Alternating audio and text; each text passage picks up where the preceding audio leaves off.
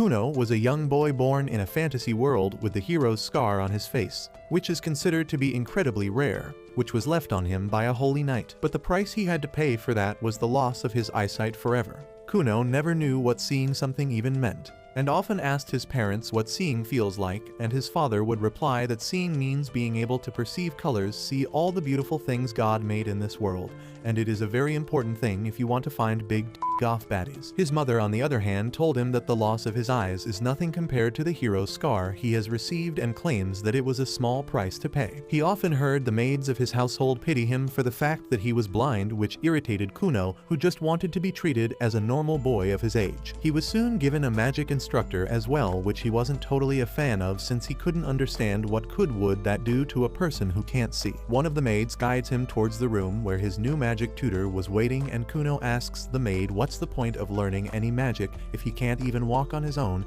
and needs someone to handhold him at all times. The maid understands his frustration and tells him that he was born with the water crest on his forehead, which means that he has a great deal of magical affinity, especially to water magic.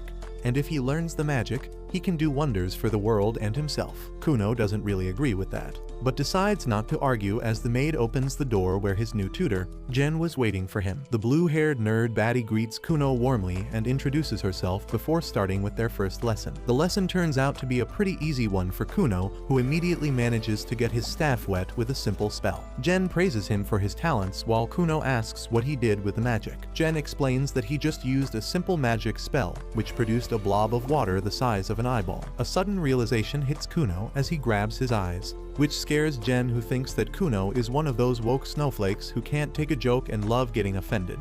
But he suddenly exclaims that if he can make water blobs the size of an eyeball, then he can also create his own set of eyes. How he connected those two things is a mystery to me, but can't argue with anime logic. Some time passes by, and now Kuno isn't as emo as he was before, and has started to enjoy feeling for different things, and getting intrigued by all the different sorts of food and the different scents in the room. He starts chowing down on lettuce, but has no idea what he is chewing on. But the maid happily tells him everything about it, and claims that she has been feeling so much better as making food is much more rewarding than before. She starts rubbing some blueberries on his face as he tries to understand the sense of everything. But soon his teacher comes by to tutor him, so he is forced to leave. His tutor Flora is a total mommy and asks what he wants to study today. Kuno replies that he wants to read about history today and wants to read about the story of the Holy Knight Hugh. Flora is a little surprised as the only reason he is blind is because of that Holy Knight, but the maid gives her the go-ahead. Flora turns to Kuno and tells him to let her know if he feels overwhelmed or uncomfortable at any points. Kuno tells her not to worry as he wants to learn anything and everything he can learn. Soon he gets to learn about the history of his own world, and how there was a fight between the demons and the humans, and it was going very badly for the humans. Thankfully, a hero emerged from the side of humanity named Hugh the Holy Knight, who finally managed to bring an end to the tyranny of the Demon King and brought peace on Earth once again. Hugh was cursed by the Demon King though, and ever since that day every generation in his bloodline randomly gets born with something missing. Some are born without a leg, some without their teeth, and some are born without their eyes. Ever since that day, humans have been calling the disabled people of his bloodline as the reincarnations of the hero himself, as they have the scar of the hero. Kunon doesn't particularly subscribe to this ideology, though, as he believes that he is more than just the reincarnation of Hugh. He is his own person, and the magical abilities he has are his own, and not just loaned to him by some hero who is long dead. He practices his magical skills every single day and keeps getting better at it, hoping to one day create his own personal set of eyes, which he got cheated on. This all comes at a price though, as practicing so much takes a lot of mana and stamina. He falls to the ground while his maid carries him back inside. He gets up exasperated that at this rate, it will take forever for him to get his own set of eyes if he doesn't increase his stamina soon. The maid tells him that he is still only 7 years old and needs to bulk up if he wants to get strong. Kuno replies that they have to find a different way since he has been passing out just by using the most basic spells, which should be completely out of question. His maid Aiko tells him that maybe they can put him on some gear just like Sam Sulek, and maybe with some sword training, he will be soon strong enough to cast as many magic spells as he wants. Kuno agrees with that, and Aiko immediately heads out to find a good swordmaster for him to train with. The very next day, Aiko finds an old swordsmaster named Oru who starts training him. He gets through the basics on his first day, by which Jen also arrives, ready for the magic lessons. Jen is a little surprised at the hard work that he is putting in, whether he wants a break, but he immediately puts down the sword and get a wand, ready for the next lesson. Jen is not sure how much stamina he has remaining, so she decides to just check whether he has retained what they learned in the last lesson. Kuno immediately chants the spell, but instead of producing just one water ball, he ends up producing like 10 perfectly clear water balls. Jen is surprised, wondering how the hell did he master the spell so quickly, and realizes that this boy is definitely built different. That afternoon, Kuno gets a visitor from the royal capital who turns out to be the princess herself called Miri. Ever since the birth of Kuno, she was betrothed to him since Kuno belonged to a noble family and he bore the scar of the hero, which is a very big thing. She didn't particularly like him though, since the last time when she came to visit him he was always being a mo, not playing any games with her. Ever since that day she started dreading the fact that she might have to live with a broody mofo for the rest of her life. To her surprise, when she saw him this time, he looked like a completely different person, as he smiled warmly at her, welcoming her to his mansion. She immediately asks whether something happened as he looks different today, and he replies that he has fallen in love with magic and found a new purpose in his life. He then apologizes for not paying proper attention whenever they met before this and claims that he has a lot to tell her about the new developments, and immediately produces a water ball in front of her. She immediately gets excited and impressed, but Kuno decides to riz her up and creates a rainbow with the help of his water ball, which turns out to be a total hit. He then takes her hand and shows her around the garden where they trade stories about their lives. And soon the sun starts setting, and she is forced to get back in her carriage and head back to the capital again. The very next day he tells Flora that he wants to learn all the mannerism of a gentleman so he can be a better partner to Miri, and even Flora is impressed at her thoughtfulness and starts teaching him all the courtesy that should come easy to a noble. After his lesson, Jen also arrives for her class and is shocked to see the change in Kuno's demeanor as he gives her a very formal greeting and thanks her for everything she has done till now. Jen decides to promote him from the basic spells and explains that now they can go ahead and learn about some more complex spells which would need him to think about all the different components of his spell. For example, you can change the viscosity, the color, the temperature amongst other things, and use it in a million different ways. She then produces 2 water balls in front of him and tells him to touch both of them. Those shapes are something he is already familiar with, so he immediately grabs them and realizes that one is warm and the other one is colder. Jen replies that alterations like these are what differentiates one magician from the other one. Kuno seems to understand the concept and produces a water ball, which then plops into the cup in front of him. He then tells Aiko to have a sip, which confuses her a little, but she doesn't question him and does as she was told. The moment she tastes the water, her expression changes, as she tells them that the water tastes like apple juice. Jen is absolutely smashed by this as she thinks about how it took her an entire sleepless night to come up with a new thing to teach him. So the least he can do is not master it immediately. That night, Kuno stays awake in his bed, holding a green and a red apple, thinking about how he can understand the taste and the scent of different things. But still he has no idea what a color is, until he manages to find a way to understand that he won't be able to create any finer alterations to his magic, let alone a set of magical eyeballs. The next day when he was sitting for breakfast, something changes inside him. He tells Aiko that he wants some milk tea without the milk, which is stupid. But Aiko doesn't want to make fun of a disabled person, so she asks him to get her some water. He produces a water ball in the air and sends it her way when suddenly he realizes that he has been able to feel different things all of her life. And what if those things are what everyone else calls colors? He picks a green apple and asks whether this apple is red. But Aiko simply thinks that he has gone insane and tells him that it's green and not red. Then he picks a different apple and asks whether that apple is red. Aiko replies that it is indeed red in color. That's when Kuno surprises her by claiming that the basket in front of him has 3 red and 2 green apples.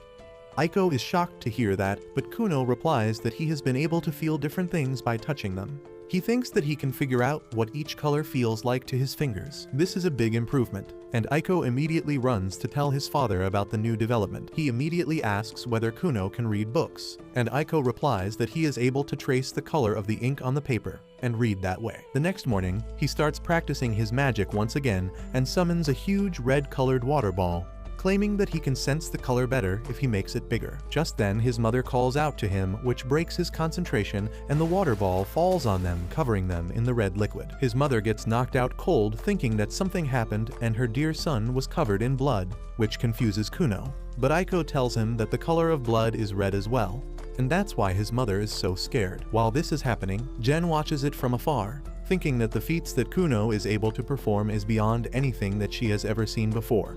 and wonders whether this boy has the talent to attain the most prized title in the world and become a cerulean wizard. A couple days pass by, and now Kuno has started studying about hydromancy. He is trying to expand his horizons to see what all is he good at. But Aiko doesn't seem to understand what hydromancy is, so he tries to explain to her in very simple terms that hydromancy is simply using water in a bowl to tell the future or to find something which is missing. Aiko immediately asks whether he could find a groom for her, but Kuno tells him not to worry as she is a beautiful maiden right in the flush of her youth, and loads of men would want to take her as a bride. Hell, if he wasn't a noble, betrothed to the royal princess, he would have taken her as a bride as well. They both laugh at that, as Aiko reminds him that she is 10 years his senior. But Kuno replies that age is just a number as far as he is concerned. Just then, Flora arrives for the lessons and takes his test, in which he passes with flying colors, with all the answers being very in-depth, politically correct, and nothing which could get him cancelled on Instagram. He thinks about the fact that she has basically taught him everything she could at this level, and gets worried about the fact that she might have taught him how to rizz up the huzz too well, as he tries to flirt with every girl he lays his eyes upon. Just then, Kuno offers her some tea, and starts trying to rizz her up as well, and she worries whether he might get dragged in the Me Too movement. But she thinks that it is overall better since he always used to be sad and gloomy. Now at least he seems to be enjoying his life. Later that night, Aiko tells Kuno that they need to get ready as his lord father wants to meet him and has called him over to his mansion. He immediately gets ready, and soon the two of them head out into the cold night with a torch in Aiko's hand while she complains about being cold. Kuno decides to do something about it and uses his magic to produce two big blobs of water. But to Aiko's surprise, the water is warm and soft. She pushes it against her face, claiming that she would love to sleep in a bed made with this, and Kuno tells her not to worry, as this is just a prototype and he is already getting ready for many more products. He then asks Aiko honestly whether he did something wrong in the past few days and whether his father is calling him because he is angry at him. He remembers the last event when he created the red water ball, which caused his mother to faint and his dad got mad at him. Aiko tells her not to worry as he has been doing everything perfectly, so there should be no reason for his dad to be upset at him. Soon they arrive at the mansion and quickly huddle inside for some warmth, when he gets greeted by the house butler and his older brother. Kuno is very happy to see his older brother, as he doesn't get to see him very often. But his brother tells him that they don't have a lot of time because their parents are waiting in the solar. The older brother leads them to the room, and on the way, he asks Kuno whether he would like to hold his hand as a guide. But Kuno tells him not to worry, as now he is able to sense his environment a great deal better and shouldn't have much trouble maneuvering through it. His brother thinks about the time when Kuno would always stay in his emo state and he would always have to hold his hand to take him anywhere, even in the house. He is really surprised by the amount of change Kuno has gone through in such a small time and wishes him the best. Soon they knock at the solar and enter inside, when his father tells him that Miss Flora claims that she has taught everything she has to teach to a noble child, and for further education, a formal school would be necessary. Kuno replies that he doesn't really want to go to a school as he doesn't want to create problems for any classmates or teachers with his disability. Moreover, he claims that he has plans of his own and has decided what avenue he wants to follow, and it definitely doesn't involve a school. His father laughs at it. While my father would have whooped my ass if I said this. His father claims that he thinks that formal education is for normies as well, but since it is mandatory by law for anyone of noble descent, he had to ask the king for a favor and create an exception for Kuno. Kuno replies that he can smell the nepotism already, and his father tells him to shut the hell up and take what's given to him without trying to be too woke. With that, Kuno comes to the actual questions and starts asking about his pocket money, claiming that he deserves a raise considering that he has been working so hard. But just like a capitalist pig, his father declines, claiming that the next time he pulls any stunts like the garden blood incident, he is going to cut his pocket money for 6 straight months. His mother butts in to change the topic and brings the train back on the track. His father remembers why exactly he called Kuno here and tells him that while he agrees with his decision to drop out from the school, he also needs to think about his future with the Princess Miri. Since schooling is such an important part in the noble's upbringing, she might face ridicule about the fact that her husband-to-be is not even schooled properly. Surprisingly enough, Kuno understands all this and agrees to go to the school, claiming that it will be a hassle, but he can't let the princess be ridiculed because of him. His father tells him not to worry though, since with the power of nepotism and corruption, he has made it so that he only has to go to the school 5 times to give the final advanced level exams and pass it to graduate. That sounds like a win-win situation to Kuno, so he immediately agrees. His older brother tells him not to worry, and he won't be alone since both him and Princess Miri are going to attend the same exam as well, so all of them can graduate together. His mom gets really excited at the fact that her son will be attending the school soon and immediately calls an Aiko, as they will have to take a bunch of measurements for his coat and other pieces of clothing. Before he can go, his father calls Ikshou back in and tells him that while Kuno is at the school, some other nobles who hate them might try to approach him and Princess Miri, and it will be his job to make sure that nothing goes wrong. Ikshou tells him not to worry, as he will always be with them and make sure his younger brother is safe. The next time Princess Miri visits him, she is excited to know that he will be attending the school with her, and tells him not to worry as she will escort him around and show him everything. Kuno wonders out loud that other nobles who are in love with her might not like that and get jealous, but Miri tells him not to worry as that will not happen. Kuno asks whether she is not popular in her school then and is just another loner, but she tells him that she is obviously very popular on the account of her being a princess, and she knows of at least 5 boys eager to court her. Kuno thinks about the fact that these things can become problematic, so he decides to get a different magic staff for self-defense. Finally, the day of departure comes and Kuno gets ready alongside Ikshou. But everyone is focused on Kuno as he looks dashing with his new cape and a new cane. He flashes a few poses before getting in the carriage and then uses his water magic to cover the wheels of the wagon with a thin layer of water to make it more stable and less bumpy. Ikshou is pretty impressed by Kuno's ideas, while Kuno is just happy that his magical skills have some actual real-life uses, unlike a degree in gender studies or anthropology. His brother reminisces about the time when Kuno was still a gloomy emo kid and fell over because Ikshou wasn't paying attention and then started crying like a little bitch. Kuno tells him not to worry, as he is not that person anymore and is strong enough that he can outlive all of humanity. Ikshou starts getting a little worried, as his little snot of a brother is starting to talk more like a demon king than a hero's reincarnation. But he puts his thoughts aside when they finally arrive at the academy. Kuno finds Miri waiting for him outside and immediately starts flirting with her, while his older brother stands around awkwardly. Kuno soon gets a little overwhelmed by all the new stimulus as he can hear thousands of voices and feel the presence of hundreds of students inside the school. He thinks about how his earlier self would have recoiled from this, but his magic has given him the confidence he needed, and he grabs Miri's hands and enters the academy. He immediately becomes the fan favorite of the girls, as they claim that the new boy looks more like the prince in the stories than a student. While even the professor who was supposed to show him around the school who was stressed as she heard that Kuno was an extremely shy boy. But the reality looks completely different. She calls out to him and introduces herself as Professor Cast, claiming that she is going to be his guide today. He thanks her for the help and bids farewell to his brother and Miri, who promised to have lunch together. While the professor was showing him around, he had no idea that he had already made a bunch of enemies of the bullies who used to rule the school and were the most popular before his arrival. Cass takes Kuno to a separate classroom and explains that he will be giving 5 exams for his graduation, and usually there is a gap between each exam. But since the school got direct orders from his father and the king himself to bunch his exams together, Kuno seriously replies that the king and his father are besties, and what they are doing is a clear case of nepotism which he doesn't support at all. Cass claims that she doesn't want to be dragged in any kind of political messes and pleads him to keep her out of his woke activism. She hands him the question paper and claims that he has 2 hours to finish the exam. After the exam was over, he meets up with Miri and heads down to get something to eat. Before he could reach the dining area though, they get approached by Prince Lyle, who is Miri's older brother, and pissed at the fact that someone more popular than him is in the school right now. Kuno feels Miri tense up at the sight of her brother, but has no idea who he is facing at the moment. He was about to lash out as prince or not. No one talks shit to his bride-to-be.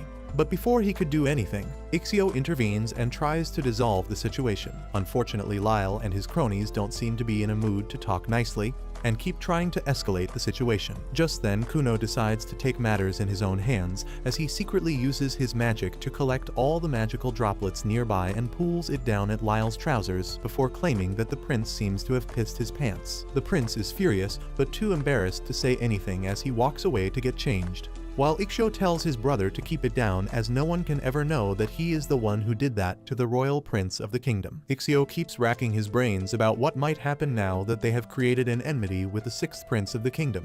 But Kuno doesn't really seem to care as he munches down on his burger, while Ikshyo prays that they qualify their exams without any further mishaps. Meanwhile, Lyle is pissed off at Kuno, and he is planning his revenge. He walks menacingly through the school corridors, and the students are all scared of him. He doesn't spare even the teachers and tells Cass to get back in the kitchen when she asks him to be a little quiet in the hallways. Back in the dining hall, Kuno asks Miri and Ikshyo what the hell is wrong with Lyle, and why did he not even try to hide his hatred. Miri replies that he probably did that to keep her status in check, because he is afraid she will overshadow him someday. Kuno is interested in the tea, and Miri tells him that Lyle is the sixth prince, and she is the ninth princess. In normal hierarchy, she is below him.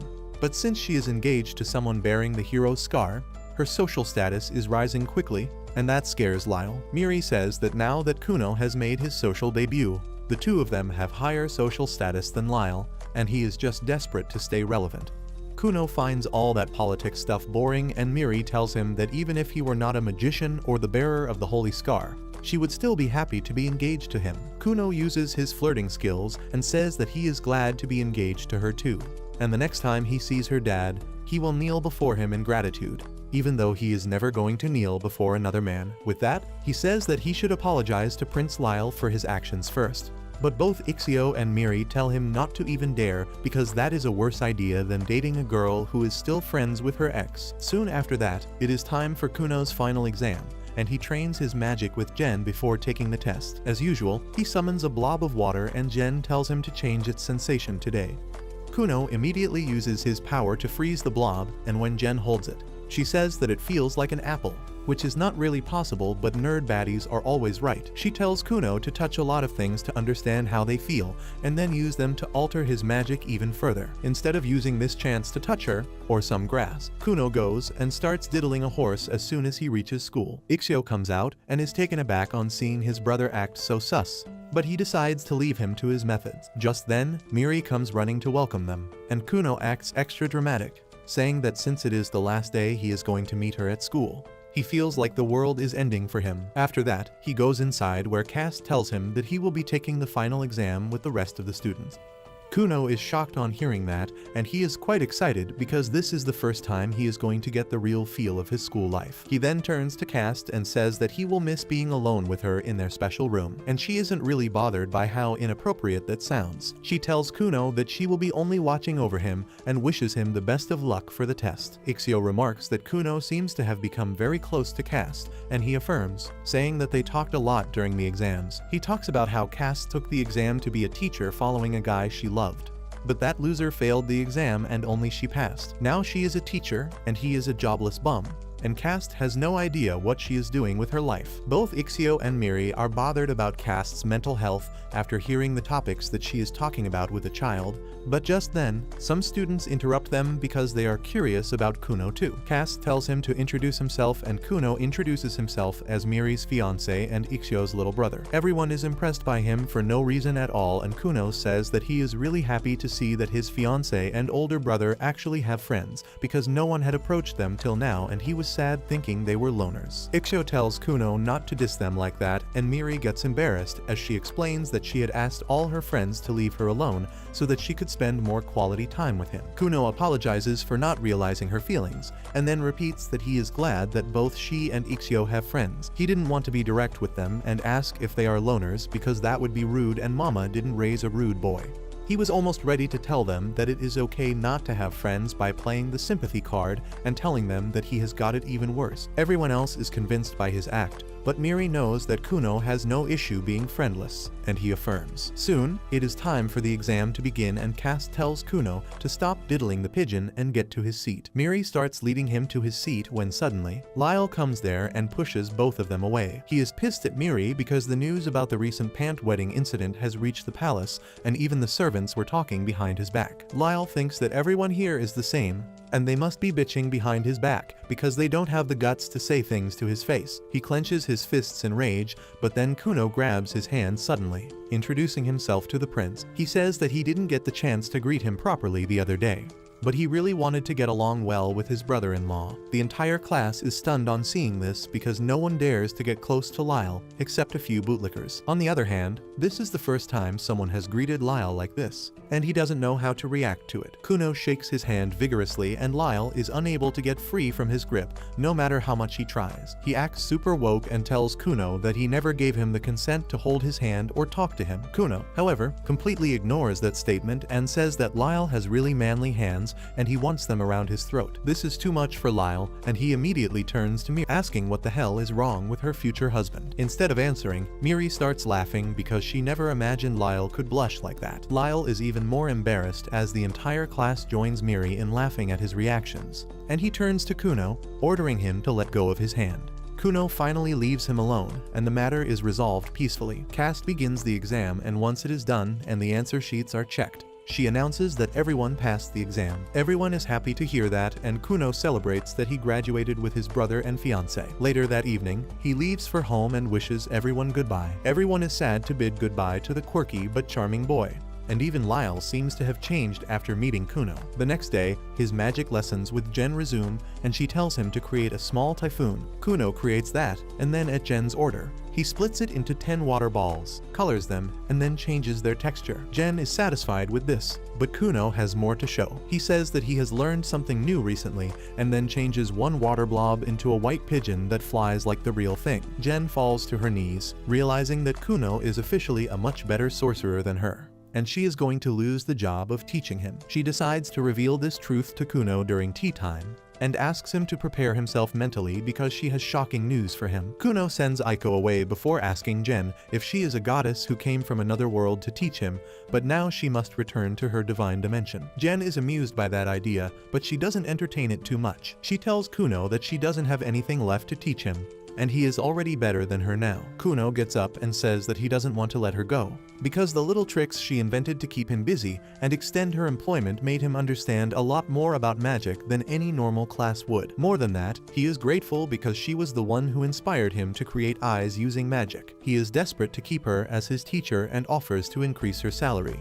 But Jen is honest for once and states that she was overpaid all this time, and now she doesn't have work to do. She tells Kuno that he should get a teacher who is much better than her to study further, but he refuses. He says that he grew so much because of her little tricks and demands her to deceive him further. As he says this, animals made of water come out from everywhere and start cuddling with Jen, who is even more sure of the fact that her role in Kuno's life is over now. With that, she leaves Kuno's house and decides to become a better sorcerer after being inspired by her students' hard work and dedication. Soon after that, Aiko tells Kuno that even Flora has resigned from her job because the curriculum is complete and Kuno has graduated. She didn't wait to say goodbye because she would be too emotional, and Kuno decides to write her a thank you letter. Aiko tells him to ask her if she has a handsome servant in her mansion, who is over 6 feet tall, because she is looking for a groom. Kuno asks Aiko if she really plans to quit her job and marry someone. Aiko affirms, saying that she feels that Kuno can look after himself perfectly now,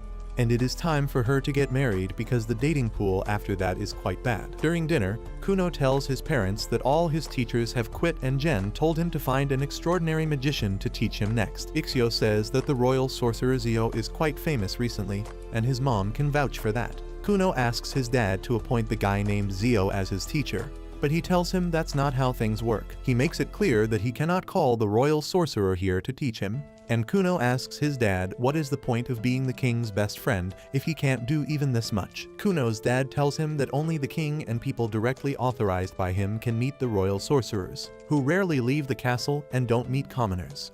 Kuno understands his dilemma now, but he has a solution ready for that. He tells his dad that he will come with him to the royal palace the next time he goes to talk to the king, and then he will get lost there. The royal sorcerers will find him, and through some plot armor, he will be taken in as their student. Kuno's dad tells him to stop watching so much anime and K-drama because things don't work like that in real life. He says that his plan has no guarantee that it will work, but Kuno is confident that it will get him what he wants. He asks his mother to help him, and since she favors him a lot, she pleads with his dad to do something. The guy is a simp for his wife, so he agrees to talk to the king about the matter, even though he doesn't have much hope in the plan succeeding. A couple days later, a master sorcerer receives a file from another high-level sorcerer. He is taken aback at an apprentice sorcerer learning to become student of the royal sorcerer Zio, But the girl tells him that the boy seems talented and Princess Miri is head over heels in love with him. The master doesn't care about that and starts reading Kuno's file in detail. And that is enough to get him interested in the boy. But that's where this video ends. Remember to like and subscribe to the channel. Thanks for watching, and I'll see you next time.